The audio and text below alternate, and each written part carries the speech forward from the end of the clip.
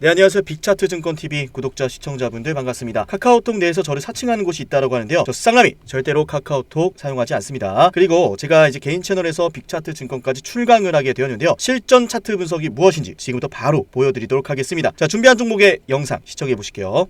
일단 선희시스템 같은 경우는 지금 이 자리에서 곧바로 지금 뭐 갑자기 이 자리에서 막 돌파 양봉 나오고 급등하고 그런 추세는 절대 안 나올 거니까 확인을 좀 해주시고요. 그래서 지금 보유하고 있는 분들은 수익 실현하는 것이 맞겠죠. 그렇다고 뭐 이 주식이 앞으로 더 못 올라가느냐? 그것도 아니에요. 과거 이제 저항을 확인했던 자리와 그리고 하락을 하다가 저항을 다시 한번 확인했던 이 의미 있는 고점 낮아지는 추세 보이시죠? 그리고 그 전부터 이렇게 저점이 올라오고 있던 추세. 자, 이 추세를 보시면은 사실 주가가 올라올 때 작은 추세를 만들면서 여기서도 저항을 맞는 게 맞았고, 그죠? 작은 추세를 보다도 여기서 저항을 받는 것이 맞았고, 저항 받은 다음에 다시 올라오면서 어떻게 돼요? 큰 추세의 저항을 또 돌파했잖아요. 그 말은 뭐예요? 주가가 여기서 저항대를 테스트했다가 이렇게 훅 빠질 수 있었지만 그게 아니라 올라오는 선택을 했기 때문에 새롭게 강한 상승 추세가 만들어지는 것은 맞다. 하지만 그럼에도 불구하고 지금 이 추세의 각을 보시면은 이 안에서 한번 조정을 받고 그 다음에 주가가 올라가는 그림이 더 맞거든요.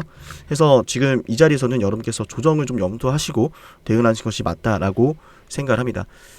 주봉상 차트를 보시면은 기존의 상승 추세를 돌파시키는 새로운 추세가 시작되고 있고, 최근에 뭐 BOE부터 시작해서 여러 가지 이슈가 있는데, 어쨌든 BOE 쪽에서 이제 입찰을 시작했었고 결국에 이제 공급으로 결정이 되면서 그러니까 단기적으로 또 재료가 하나 소멸이 됐죠.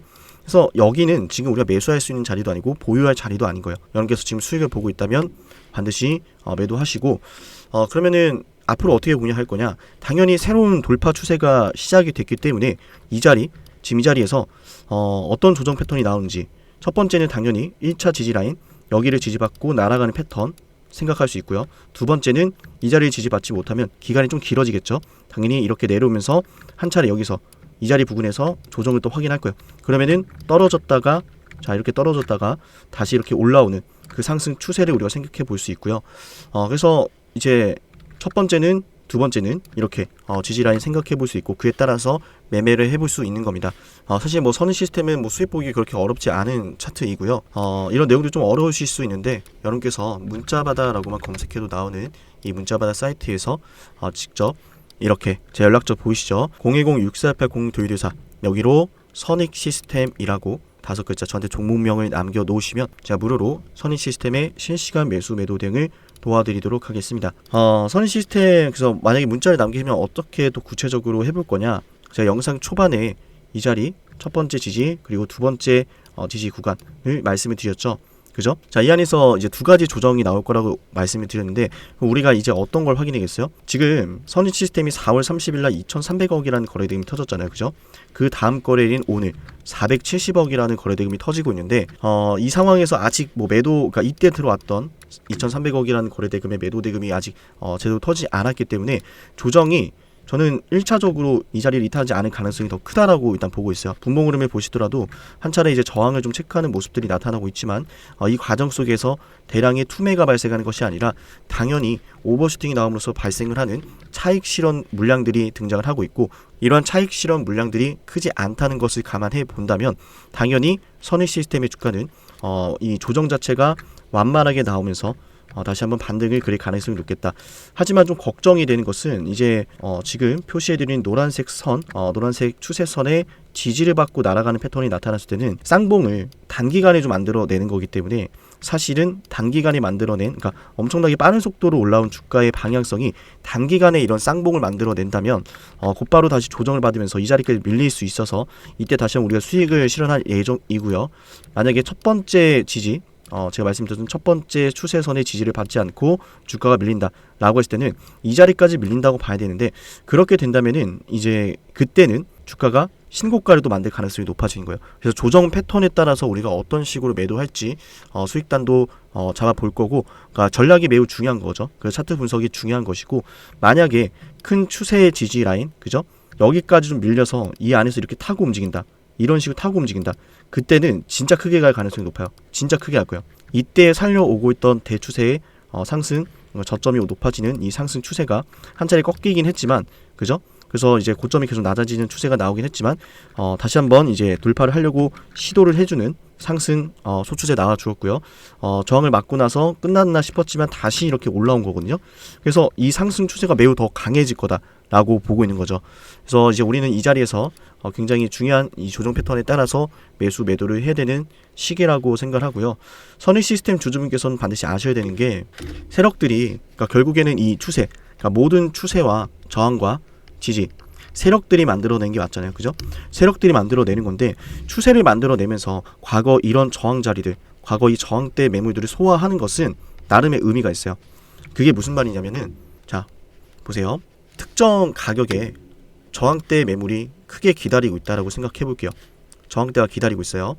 자, 이렇게 저항대가 기다리고 있는데 세력들 입장에서 이 저항대를 받아야 된다라고 할 만한 뭔가 메리트 있는 뭐 재료의 엄청난 뭐 긴급 재료라든지 그죠?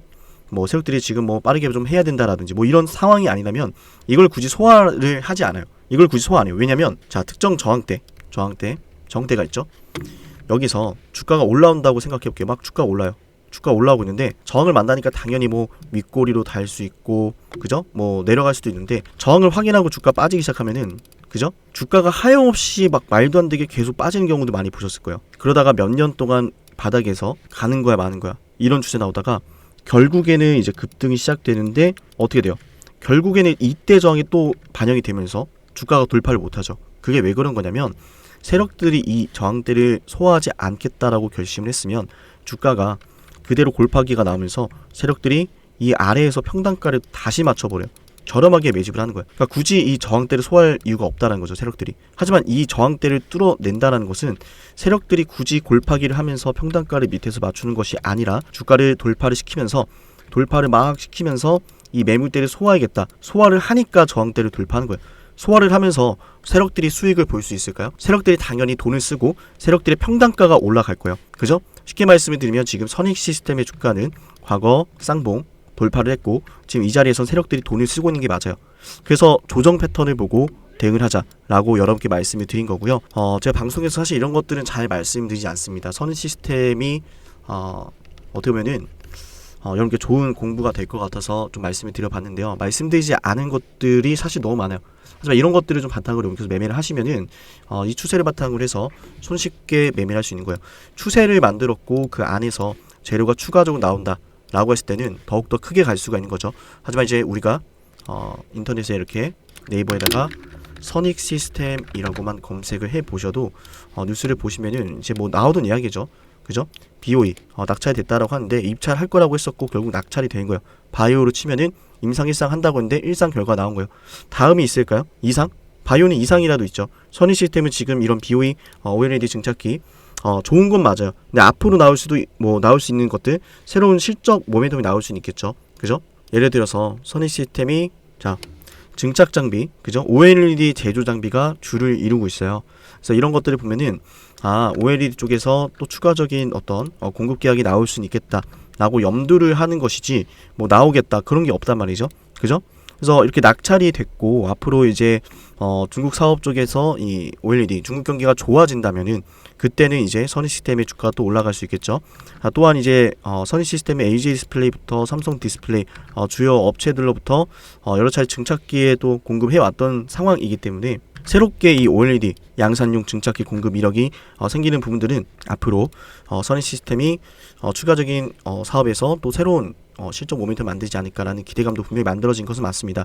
그리고 또 매출액도 보시면은 1200억, 1300억 이런 식으로 꾸준하게 증가하는 부분들.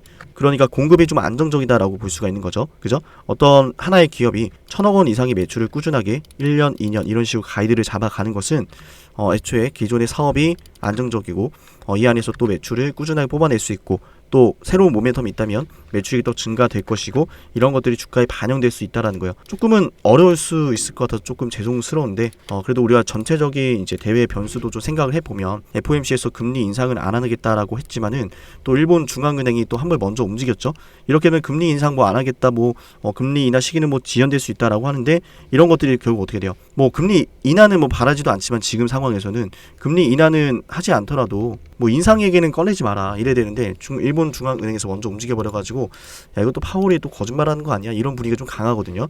그래서 비트코인 시장도 지금 이렇게 되면은 뭐 숏을 쳐야 된다 단기적으로 이런 얘기 나오고 있는 상황이고 그러나 11월달 대선 전후로 해서 증시 사이클은 좀 크게 한 번 더 방향성을 잡을 거라 저는 생각을 하고 그런 영향들이 선익 시스템에 긍정적인 영향을 미칠 것으로 생각합니다.